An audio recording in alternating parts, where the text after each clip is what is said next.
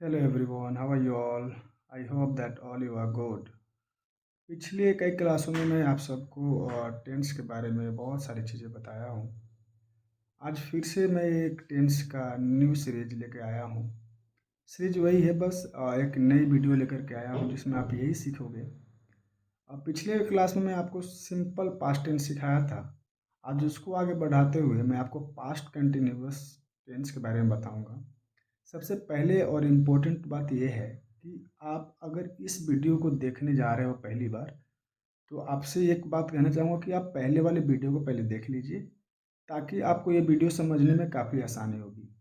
देखिए, सबसे पहले आपको ये समझना है कि पास्ट कंटिन्यूअस टेंस क्या होता है। पास्ट का मतलब आप सब जानते हो, पास्ट का मतलब होता है कोई भी चीज़ जो पहले हो चुका है। पास्ट कंटिन्यूअस का मतलब पास्ट में जो कि कंटिन्यू रहा हो, पास्ट कंटिन्यूअस टेंस यानी कि ऐसी बात बता रहा है जो कि कोई चीज़ पास्ट में मतलब किसी टाइम में ख़त्म नहीं हुआ था, वो पास्ट में जब मैं वहाँ पे था तो वो चल रहा था। कहने का मतलब है कि जब मैं घर पे गया तो वो खा रहा था, जब मैं वहाँ था तो वो जा रहा था।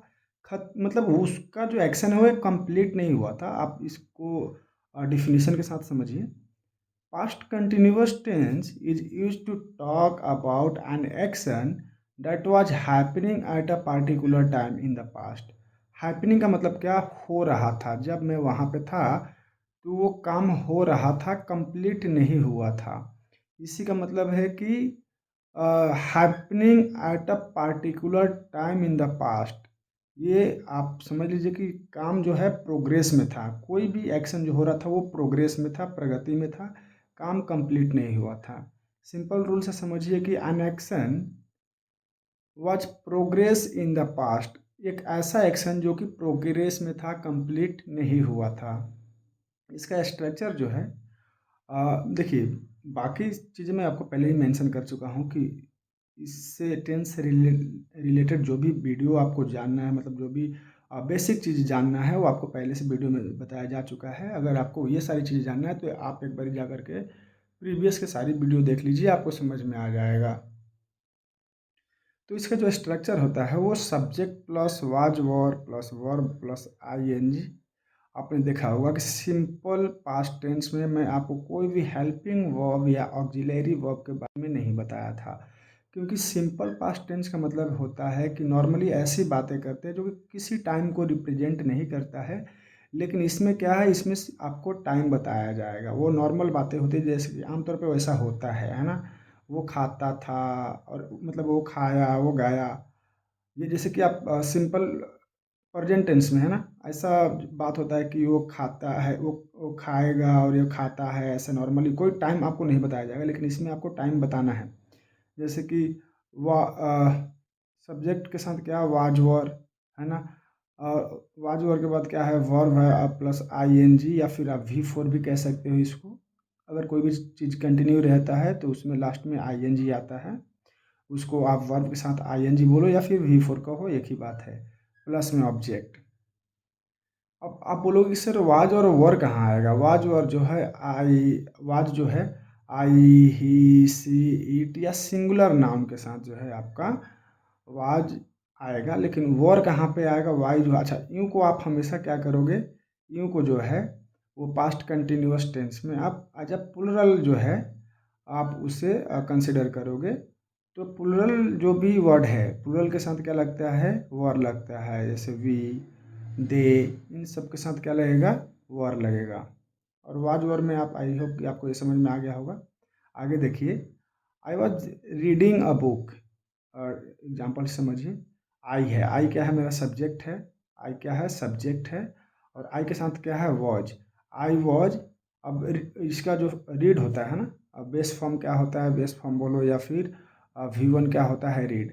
तो रीड के साथ हमको क्या लगाना है, रीड के साथ क्या लगाना है, आईएनजी लगाना है। तो रीड के साथ आईएनजी लगा दिया, रीडिंग हो गया। और उसके बाद ऑब्जेक्ट क्या है, अ बुक। मैं एक किताब पढ़ रहा था। अब नेक्स्ट क्या है, देखिए, सी। सी है सब्जेक्ट, मैं आपको बताया हूँ यहाँ पे कि अगर ही सी हो तो वाज लगाइएगा। तो सी के साथ क्या लगेगा, वाज। उसके बाद इसका फर्स्ट फॉर्म जो होता है V1 होता है, क्या होता है, वो होता है कुक। और कुक के साथ मैंने क्या लगा दिया, आईएनजी लगा दिया, तो हो गया कुकिंग। तो शी वॉज कुकिंग फूड, वो खाना बना रही थी। उसके बाद है वी के साथ, अच्छा वी क्या हो गया आपका, प्लूरल हो गया, तो प्लूरल के साथ क्या लगेगा, were. We were playing football. उसके बाद है दे वर स्टडिंग। दे क्या है, प्लूरल वर्ड है, और इसके साथ क्या आएगा, वर लगेगा, तो दे वर स्टडिंग। उसी तरीके से नेक्स्ट अगर आप इसका निगेटिव सेंटेंस बनाना चाहते हो तो इसमें कुछ ज़्यादा खास है नहीं, वैसे सब्जेक्ट प्लस वाज वर, और वाज वर के बाद आप क्या करोगे, नॉट का यूज करोगे, नॉट लगा दोगे, और फिर से वी फॉर्म में आपको क्या बोला, या वेस फॉर्म के साथ V1 के साथ ING लगाओ, या V4, या ये दोनों सेम वर्ड होते हैं। उसके बाद ऑब्जेक्ट, देखिए अगर निगेटिव सेंटेंस नहीं होता, अफर्मेटिव होता, तो इसमें नॉट नहीं आता, फिर होता आवाज़ स्लीपिंग में सो रहा था। अब निगेटिव, क्योंकि मुझे नकारात्मक सेंटेंस वाक्य बनाना है जिसमें नॉट का यूज करना है। आवाज़ नॉट स्लीपिंग, में नहीं सो रहा था। ही वॉज नॉट ईटिंग, वह नहीं खा रहा था। दे वर नॉट स्टडिंग, वो नहीं पढ़ रहा था। ऐसे ही सेंटेंस बनाना है तो आप इस स्ट्रक्चर के माध्यम से एक बार इस स्ट्रक्चर को देख लीजिए, जो कि पास्ट कंटिन्यूअस टेंस का स्ट्रक्चर है। इसको देखने के बाद आपको बहुत ही आसानी से जो है पास्ट कंटिन्यूअस की जितनी भी सेंटेंस बनाना चाहोगे आप बना सकते हो। लेकिन उससे पहले इस वीडियो को कंप्लीट देखिएगा। चैनल पर अगर नए आए हो तो चैनल को सब्सक्राइब करिएगा। अगर आप चाहते हो रोज़ 1 घंटे शाम को इंग्लिश सीखना, स्पोकन सीखना, तो आप संजीत एकेडमी 98 यूट्यूब पहले तो आप सब्सक्राइब कर लीजिए। उसके बाद संजीत एकेडमी 98 इंस्टाग्राम पे आप मैसेज करिए, आपको लिंक भेज दिया जाएगा। रोज़ शाम को जो है 1-to-1 क्लास चलता है, जिसमें आकर के आप इंग्लिश बोलने की प्रैक्टिस कर सकते हो।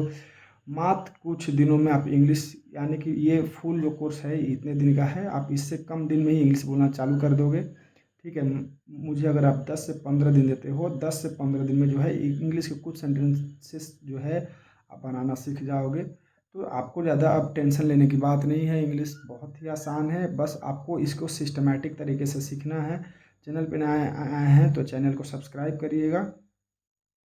और किसी भी तरीके का कोई भी प्रॉब्लम हो तो आप मेरे इंस्टाग्राम पे आइए, वहाँ पे आप हमसे बात कर सकते हैं। Thank you for watching, bye bye.